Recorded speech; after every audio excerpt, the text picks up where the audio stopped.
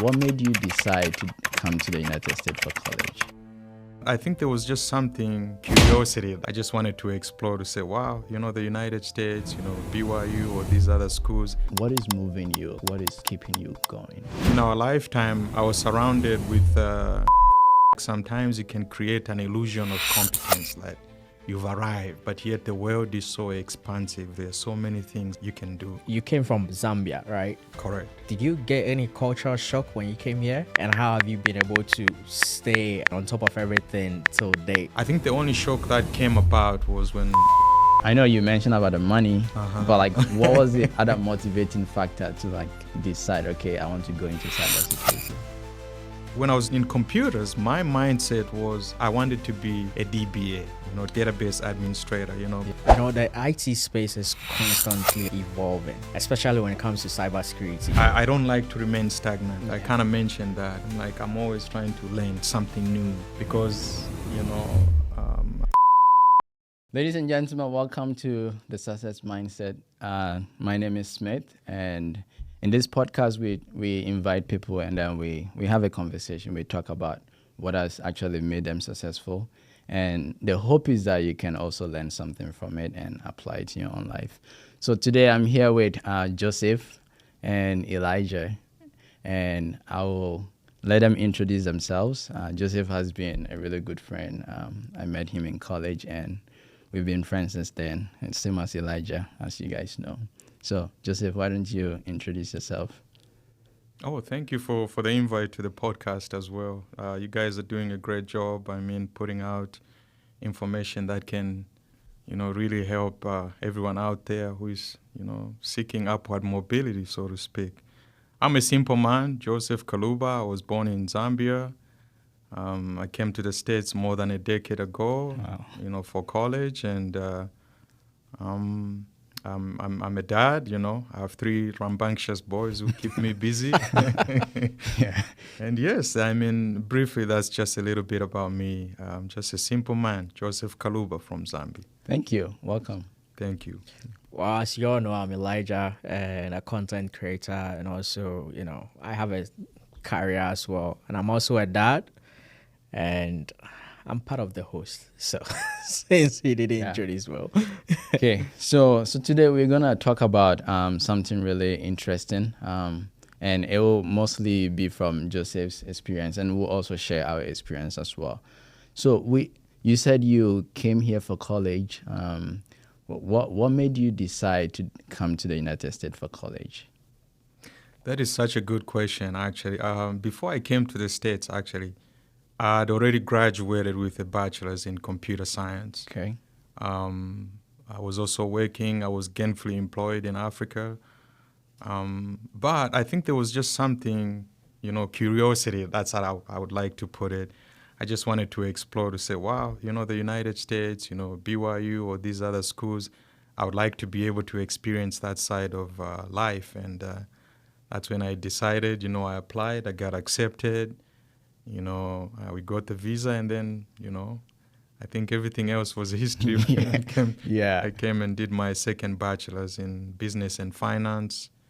And then after I graduated, I got 2 offers with Goldman Sachs, which was in finance, and then also I had a computer job. Yeah. But the pay for the computer job was much better. So, So you went for that so one. I gave up the finance piece of it and then just jumped onto the computer side of things, and I've never looked back. Okay. You also know I also ended up doing my master's at the University of Utah, of which you followed suit as well. That's what I did. I did exactly. too. Yeah. But I've enjoyed a good career in computers. I think more specifically cybersecurity. Yeah. Yes. That's really good background. I think what we want to talk about more in details is what has actually helped you throughout all this journey. Yes. And I recently learned you're doing a PhD as well. Mm-hmm. Yeah, but that's a big deal. With 3 boys, having a full-time job and then actually doing PhD too. What is moving you? What is keeping you going? That's such a good question. I think in our lifetime, I was surrounded with people who didn't have much, but they did the most, right? So as time went on, I was really moved by what could I do next? I'm one of those people who say, like, even my college degrees, I don't hang them up. When I complete one, I just put it in a bag. Move on to the next one. Exactly, because I feel like sometimes you can create an illusion of competence, like you've arrived, but yet the world is so expansive. There are so many things that you can do. So I think that alone really pushes me to see that I'm not just doing it for me. It's much easier when I'm thinking that I'm doing it also to be able to help, other people out there. The load becomes much lighter. But if I put all the pressure on myself, even academically, it becomes more depressive. Yeah. But if you think you're going to school maybe to help as many people as you can, it becomes that much manageable in my own That's perception. deep. Yeah. Wow, that's awesome. So you came from Zambia, right? Correct. Did you get any cultural shock when you came here? And how have you been able to stay ahead of like everything, on top of everything till date? Because I know you miss home sometimes and stuff, and I know there are certain things that you met and are like, at some point, I'm sure you might have felt, okay, I want to go back home. Mm-hmm. Yes, that's another one. Another one that is top of mind for me. That's a good question. The culture shock really, it wasn't too much of a culture shock, because the American media, they've done really well with their propaganda, right? For the most part, they'll show you how New York may look like, their movies or whatever the case may be. I think the only shock that came about was when I landed, when I was in Atlanta. That was my first entry point into the United States. There, everybody looked like me. It was a lot of, people of African descent, so to speak. And then I took another 3-hour flight to Utah. And then that's where I saw, I'm like, okay, well, it looks like I'm the only one. Now I think it's much better. I can see that the diversity is kind of increasing and most people, they're coming into Utah. But at the time, even Idaho, when I went to school there, the international community was good. But again, at the same time, there wasn't that much diversity, so to speak. So from the cultural piece of it, I think that's the only thing. I didn't see a lot of buildings that we used to watch on movies when I was driving to Idaho. I saw a lot of cattle, a lot of farmland, and I was like, oh, wow, this is different. So that was my introduction, I can say, but I wouldn't say very much of a culture shock. I think there are also the thing that really helped when I was to kind of just bridge the homesickness was the international community that was when I was doing my undergraduate work. It was really good, cohesive community. Yeah. You have people from all over the world, who go and play soccer. So that kind of buffered it a little bit. But I think I wouldn't say it was, it was really very much of a shock. Yes. Okay, nice. That's good. I'm really curious about how you did business and then now you are in cybersecurity. That's your career, right? Like your profession. Yes, I've been in cybersecurity for almost 7 years now. Yes. Yeah. Wow. What made you decide to? I know you mentioned about the money, but like, what was the other motivating factor to like decide? Okay, I want to go into cybersecurity. That is a good point. I think when I was in computers, my mindset was I wanted to be a DBA, database administrator. Back in the day, those were the guys who made really good money with SQL and all that. But I took an elective class when I was in college. It was IT security controls. And then the professor was very animated. He was passionate. He was actually an adjunct professor. So he was doing this part-time. He was a vice president of cybersecurity for Mountain America. So when he was teaching us, he wasn't just teaching us from the theoretical standpoint. He lived and breathed cybersecurity. And then that's really what sparked my interest. I'm like, Because I think my personality is always mostly from the defensive side, protecting things that I really care about, right? Yeah. So when you said you can protect computer systems and also make a living out of it, for me, that was it.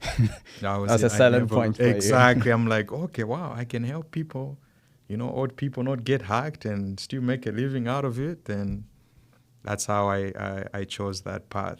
That's good. So if I understand, it's like you're merging your personality Correct. and also like being able to fend for yourself and provide for other people as well, your family and like people who depend on you. That's a really good motivating factor. Yeah. You know, the IT space is constantly like evolving, especially when it comes to cybersecurity. Like with the emerge of AI, now everyone is like laid back and they are at risk. They feel like they are at risk, which in some sense they are. But how do you manage to stay above the curve, and what mindset drives you? Because being in cybersecurity for 7 years, that's a lot. So you bring up a very good point as well. Like I told you, my background, I don't like to remain stagnant. I Yeah. kind of mentioned that. I'm always trying to learn something new because, I like what Socrates said, when you think you know, that's when you don't know. That's true. So you must always, seek for knowledge out there. You never need to arrive to a point where you see you know everything. That's when you actually stop learning. So for me, cybersecurity, I like the way you've mentioned, it's a very highly intensive, evolving industry. Hacks are being created every day. Malware is being created wherever, whether it's in Russia, it's in Ukraine, it's in North Korea, in China, in India as well is the one that is bubbling up a lot, with intensive attacks and all that. But, that's what keeps you engaged, because you have to learn something new every day, right? So to stay above the hackers, so to speak, it's kind of hard. I can't claim that I'm above them, but you have to, you have to evolve with the times, or else you'll be left behind, because technology moves way quicker than anything. Like every second is gone. Exactly. So that is definitely what has really helped me. It's like the thirst for knowledge, to kind of just learn what's out there, what's new, and how can I help in any way I can. And then that's how you remain valuable to any organization. It's not really, okay, you had A's on your college diploma, or on your transcript. No, actually employers, they are looking for someone who is adaptive and someone who is agile at the same time. Yeah. So I think that's a good skill to have. And even for me, if I'm hiring someone, I don't have to look at their A's. I look, is their mindset in the right place? Are they can they quickly learn? Do they also understand that they don't know everything, but they can go and research and go and find the answers? I think that's a good, useful skill to have. Nice. Awesome. I like how you mentioned the mindset, because that's what this podcast is about, like having a mindset that actually will propel you to become successful. And I will come to AI, but I'm very interested in how your curiosity from Zambia has actually carried you all the way. You've been mentioning that a lot, like you always want to learn. Do you think like curiosity is a very necessary skill, or it's just a natural strength that some people have and some people don't have? I like I mentioned, I don't believe in stagnation, right? I think anything can be learned. Some of the things that I've been able to learn, I also forgot to mention, I was in the Army for 8 years, I started out as a private first class, which is E4, By the time I got out, I was almost, getting to captain, right? But, those movements, me coming from Zambia is not... we don't believe in guns so much. I had never shot a weapon until I went to the Army, right? But, over time, you had to build that proficiency. Yeah. And then as time went on, I became a leader in the Army. So I needed to know how to, work with the tools that I've been given. Did that mean that I already knew it before I actually went there? No, I think curiosity then comes a key factor. It's a skill that you can develop, to say, well, if I'm a little bit more, I wouldn't say docile, it's a wrong word to use, but I'm a little bit more timid, I can come out of my shell for me to be able to learn what's on the other side. And I think it's something that can be learned. I think most of the things can be learned. I like that mentality. Yeah. So you spent like 8 years in the military. Yes. Like I said, I did a research about you, and I know you spent 8 years in the military. How did that shape your leadership skill, and how has that paved the path for your civilian career now? Because I know in the army, they are like, my dad was in the army, but not in the US, And I know there are certain things that you kind of need to follow orders.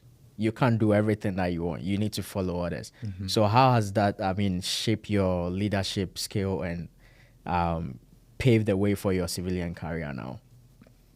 So full transparency, my father also was in the army in Zambia, right? So, he died when I was young, but I kind of saw a little bit of his career when he was in the army as well. One thing that I've learned, for you to be a good leader, you must be a good follower. And for you to be a good leader, you must also understand that you don't know everything. You have to look to your subordinates. What nuggets do they have that they can bring to the team, right? Yeah. So even today, I learn from my children. Even though I know I'm the leader, I'm the one they look up to, I learn from them. I ask questions and learn what is in their little minds, what are they thinking about? And then it forms my opinion also on how I can be able to help them. So I think a good leader, sincerely speaking, they say leaders are not born, they are developed, right? Yeah. The army helped me, to go through the hard stuff. Let's put it as that. We have a saying that says, embrace the suck.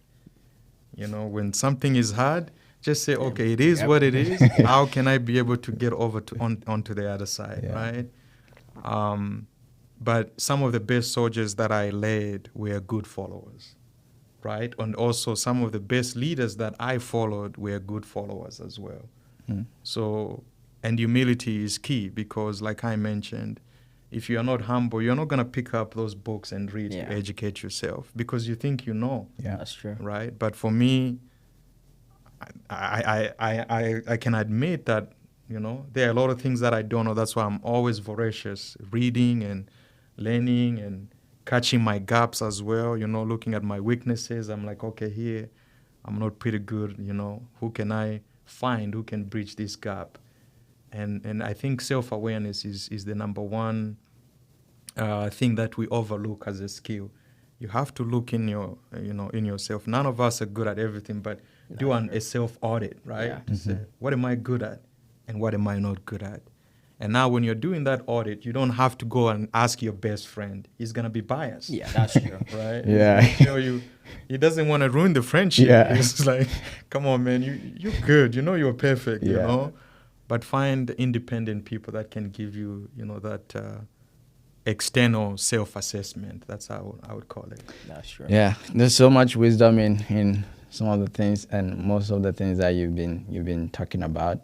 I'm really learning a lot from you just by talking with you and some of the things that I can do to improve my own life. By the way, I must say thank you for your service in the military. Yeah. Thank you for your support. I'm out, so I'm a civilian now, so it's good. Yeah. So let's come to AI. Yes. Is it coming to replace us? How should we approach it? Like for as far as success is concerned with our careers, how should we approach AI? Man, that's such a very good question, and it has rocked the tech scene, right? For me, AI, I remember when I did computer science many years ago, AI is not new. If you remember the Second World War, Alan Turing was one of the pioneers of AI. He hacked, the Germans, for them to be able to win using algorithms so that they can decipher some of the things. So AI and neural networks, it has been there, but it wasn't the main thing that people focused on, right? So now we're saying, no, AI is here, AI is here. Like AI, when you do the research, has been there. It's been there, right? So I feel like from the tech standpoint, the replacement, yes, definitely some jobs will be replaced. They will definitely be replaced. And not only will be replaced, they have already been replaced, Yep. if I can be more blunt, right? Because back in the day, you had people, data entry specialists, right? Somebody just typing for you and entering data. That is a thing of the past now. Back in the day, if you were trying to book a flight, to the United States, you had to go into a store or an office where somebody had to book for you. All of that is gone. But one thing I can say, the jobs may be replaced, but human touch cannot be replaced, right? Because even though we may have, robots that are going to take, the efficiency standpoint and the empathy standpoint will be gone. Yeah. But human beings will always be superior to the technology. So I think to answer your question, then now, as a technologist, you need to ask yourself a question: how can I pivot? Do I need to ride the AI wave? Do I need to be proficient on the AI side? Or do I need to have a career change? There's nothing wrong to have a career change as well. Yeah. So I think that's my little bit of a take on the AI side of things. It's okay to pivot careers. Like even for me, in a few years, I'll probably be a fully fledged businessman, right? I'm very interested in farming and banking as well, more on the Africa side of things, right? But it's okay to pivot because as humans, we shouldn't close ourselves in. We are more than just what we do. We do, yeah.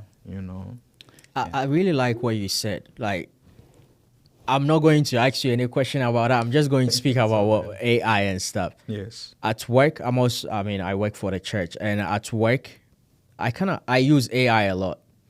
I tell people, if AI is going to replace your job, it's because of you, what you are doing. Because let's say AI knows how to calculate certain things and whatever. Learn from the AI and learn a different way of calculating it. That way, even though you are not matching up, you are kind of like getting closer to it. I use AI for almost everything. I know how to manipulate it. I read books about it and stuff and how to even give it a prompt. Some people don't know how to give it a prompt. Yeah, prompt engineering. Yeah. Meanwhile, they'll go to Google and then be like, hey, give me a ChatGPT prompt that says do this, do that. Meanwhile, you can just go there, use the same AI to give you those prompts, and then even people use it to make money. Yeah. Right. The last time I was like, okay, what can I do for my daughter? And I was like, okay, my daughter loves this, she loves that, she loves Mickey Mouse, she loves so many things. And then I sat down and I was like, I can write a story. So I just jot down like the headings and the title of the book and stuff, and I was like, wait, I don't have to waste my time to do this. Let me employ the AI. Could you believe that AI gave me 10 solid storybooks that I have also hired someone. I was like, hey, I need illustration. Make those illustrations for me, and then I'll start selling it for her in her name. Right. So you see, AI is just like time. People say, oh, I don't have time. I don't have time. You can control time. You can manipulate it. Yeah, I think if you see it as a tool that you can use for your job, that's a very good way to see it. But some people see it as a threat. Yeah. I mean, it can be, right? It can be if it's going to replace your job for you. But I think for you to stay ahead of the curve, you need to actually know your stuff. You've been talking about always learning and getting ahead of the curve. But I think that's my takeaway from this conversation. Always try to learn and don't think like you know everything. Right. Thank you so much, Joseph, for this conversation. I've really enjoyed having this conversation with you. Ladies and gentlemen, this is Joseph Kaluba. As you can see, there's so much wisdom from the words that he spoke, and I hope that you learned something from it. This has been the Success Mindset. Today, I was here with Joseph Kaluba and Elijah. Thank you. We'll see you again. Thank you.